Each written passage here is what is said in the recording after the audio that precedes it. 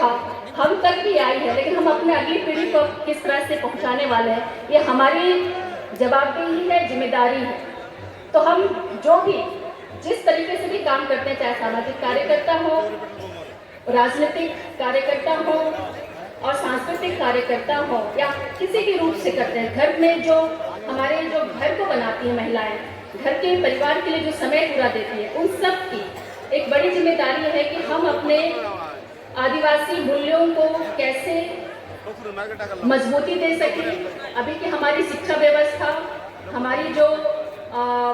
जितनी भी राजनीतिक रूप से भी हमारे आज बहुत सारी बातें हुई हैं राजनीतिक मुद्दों को लेकर, तो उस पर भी बहुत जरूरी है कि हम अपनी उस पहचान को, जो आदिवासी दृष्टिकोण से हमारे वैल्यूज को, हमारे मूल्यों को बचाने या सुरक्षित करने वाले सोच के साथ अपने राजनीतिक पहचान में और मजबूती कैसे हो, जो कि हमारी स्वशासन व्यवस्था है, सहभागिता है, सहजीविता है, सामुदायिकता है। शायद इन बातों को हमें यहाँ से जब हम जाते हैं तो बहुत ज़रूरी है कि उस पर और मजबूती से अपने आप को संगठित करें और उसके साथ एक सोच, एक निर्णय और एक दृढ़ प्रतिज्ञा लेकर के जाए। आज मैं ये बातें आप सबसे कहना चाहूँगी। खुद मैं यहाँ के बहुत अनुग्रहित होगी जिस तरह से लोग यहाँ पे अपने सांस्कृतिक मूल्यों को बचाने में जो दिख रहा है, उनकी जोश, शायद हमें हर तरह से अपने मूल्यों को बचाने के लिए इसी तरह से लगने की जरूरत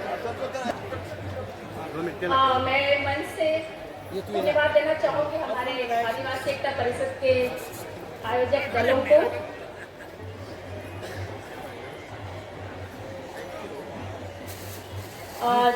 ये अवसर देने के लिए, मंच शेयर करने के लिए, और काफ़ी बड़ी बड़ी तारीफें किए, वैसा कुछ है नहीं, मैं बहुत साधारण से सामाजिक कार्यकर्ता हूँ। और आज इस 32वें सांस्कृतिक महासम्मेलन में इतने सारे लोग बड़े उत्साह से आए हैं और इतनी गहरी गहरी बातों पे चिंतन मंथन बातें हो रही हैं कि सबकी बातें सुन करके लगा कि अब क्या बचा है। तो मुझे बस एक तो छोटे शब्द में कुछ बातें रखनी है कि जैसा कि हम सभी अभी के वर्तमान परिस्थितियों को अच्छी तरह से जान रहे हैं, किस माहौल में हम आदिवासी अभी हैं। शायद पूरे भारत की हर एक राज्यों की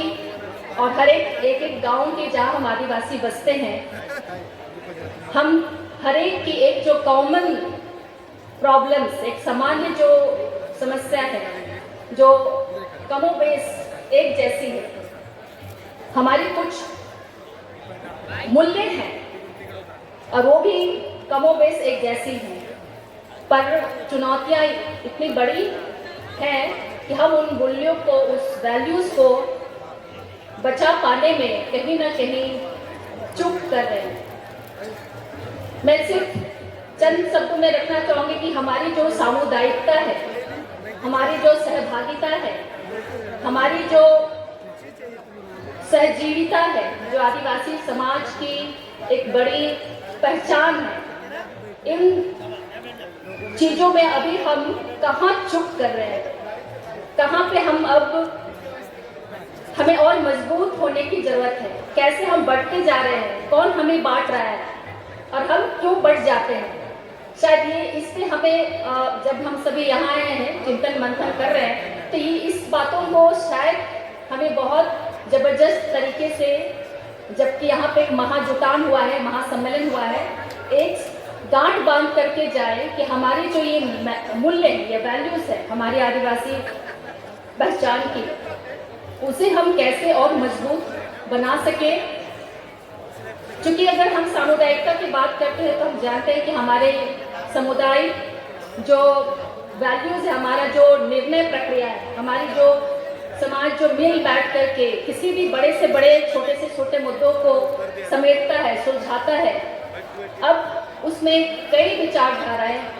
कई सोच, चाहे वो हमारे राजनीतिक सोच बोले या कई विचारधारा बोले, उनसे प्रभावित होके उसमें बहुत कमज़ोर या उसमें कमियां आ गई हैं। हमको लगता है कि वहाँ पे हम लोगों को दोबारा से अपने सामुदायिकता को बांधने वाली शक्तियों को मजबूत करने की ज़रूरत है। हमारा जो स्वशासन व्यवस्था की बात कर रहे हैं उसे और मजबूत करने की ज़रूरत है। और सहभागिता की जब बात करते हैं तो वहाँ पे मेरा जो अक्सर ध्यान जाता है वो है महिलाओं की भागीदारी, युवाओं की भागीदारी, हमारे बुजुर्गों की भागीदारी। इन सब की भागीदारी को हम कैसे बैलेंस करें, संतुलित करें।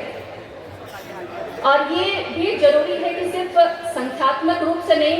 जब महिलाओं की भागीदारी आती है तो अक्सर हम संख्यात्मक रूप से बड़ी संख्या में महिलाओं की उपस्थिति देखते हैं, लेकिन गुणात्मक रूप से भी भागीदारी जरूरी है कि जब कोई निर्णय लेने की बात होती है तो वहाँ पे हमारी महिलाओं की भागीदारी कितनी है। जब हमारे मुख्य पोजीशंस में या निर्णय लेने के या पैनलिस्ट में हमारी महिलाओं की कितनी भागीदारी है। तो हमको लगता है सहभागिता जो हर स्तर से हमारे युवाओं की भी हो, महिलाओं की भी हो और हमारे बुजुर्ग जो अनुभवी है उन सबकी हो, तो ये भी हमारे लिए बहुत जरूरी है। और जो सहजीविता है, जो हम साथ मिलके जीव और सजीव और निर्जीव, जो हमारी अभी के जो बायोडाइवर्सिटी की बात करते हैं, जो प्रकृति के साथ हम जिस तरह से तालमेल बना के जीते हैं, और वो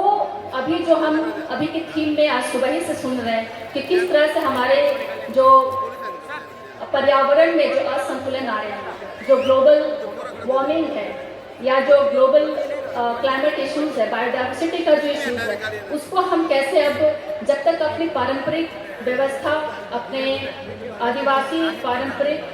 जो ज्ञान है उसको हम नहीं सुरक्षित रखते हैं, तो हमारा जो बाकी जो मॉडर्न टेक्नोलॉजी जिस तरह से हमें बांटता जा रहा है या कमज़ोर खोखला करता जा रहा है, उसे फिर हम उससे निपट नहीं पाएंगे। इसमें संतुलन बनाने की बहुत ज़रूरत है। और इन जो तीन हमारी जो वैल्यूज़ है वो हमारे सदियों से हमारे पुरखों ने उसे संयोज के